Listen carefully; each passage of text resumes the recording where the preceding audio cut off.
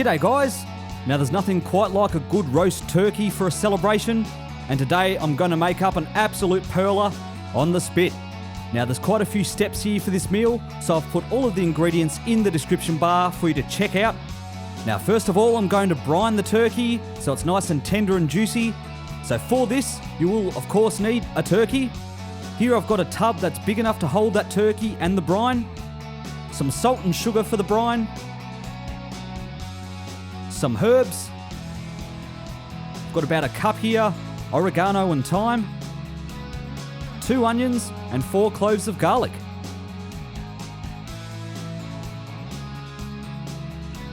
So here I've got a blender.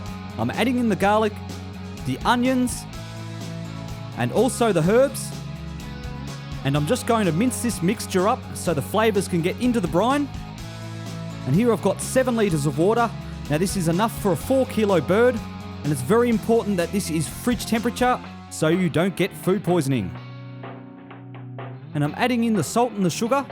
Now rule of thumb here is 2 tablespoons of salt and 2 tablespoons of sugar per litre of water.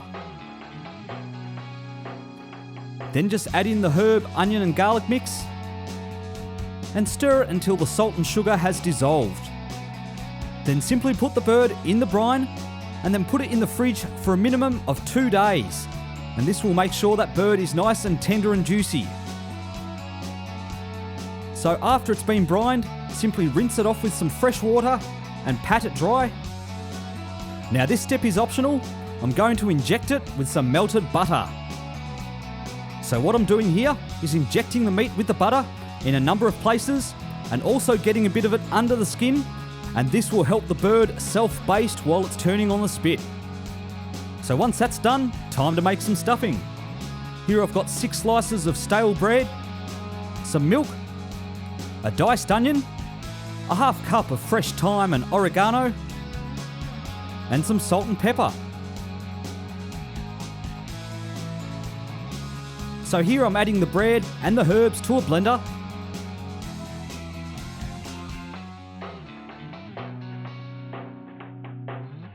Once that's done, add the onion,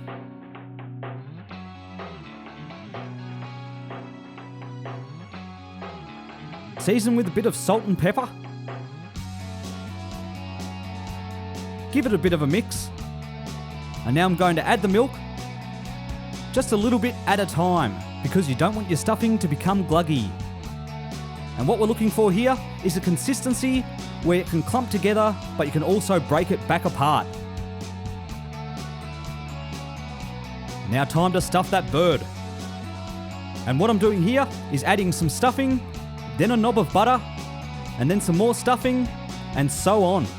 And once it's full, I'm just using some loin bacon as a bit of a door here to hold that stuffing in while it's on the spit. Load up your spit shaft, and here I've got a good basic rub, a half tablespoon of salt, tablespoon of smoky paprika, 2 tablespoons of onion powder, and a tablespoon of garlic powder, and just rub it all over the turkey.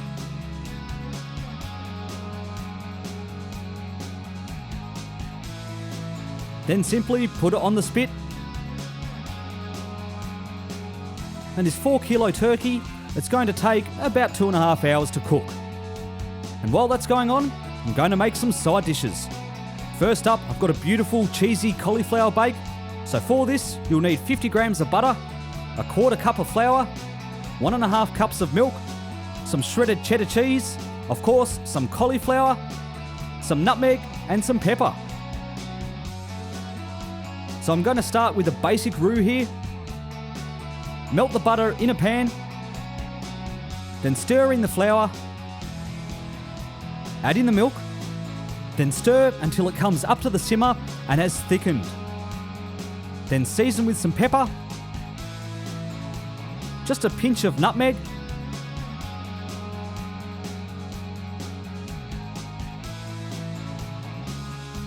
then take it off the heat and add in a good handful of that shredded cheddar cheese.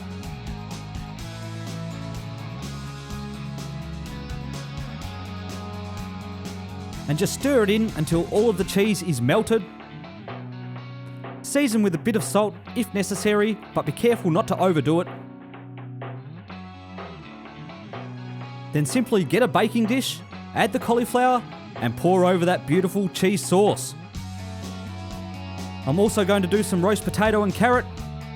So just add a drizzle of olive oil to the vegetables, then a bit of salt and pepper, and I've got some fresh chopped oregano here. Mix well. And now I'm going to bake those vegetables on the barbecue, 200 degrees Celsius for 1 hour. It's set up for indirect cooking or baking mode. Cook with the lid down. Of course, use your oven if you like.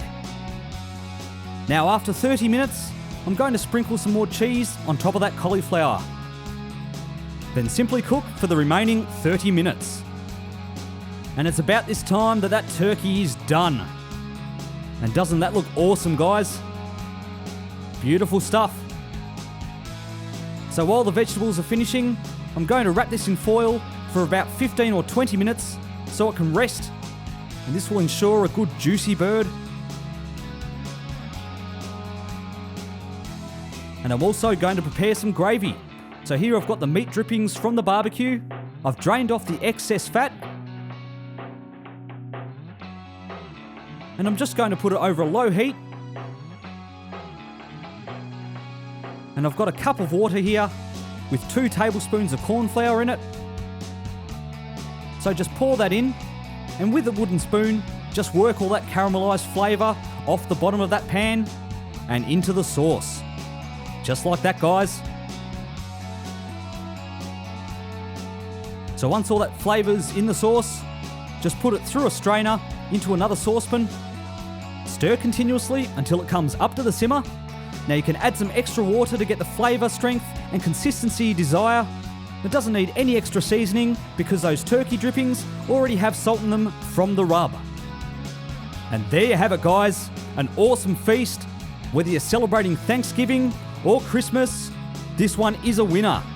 Now there are literally hundreds of ways to prepare a turkey, so drop me a comment below and tell me, how do you prepare yours?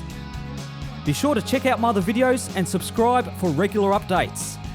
Thanks for watching, and I'll catch you all next time.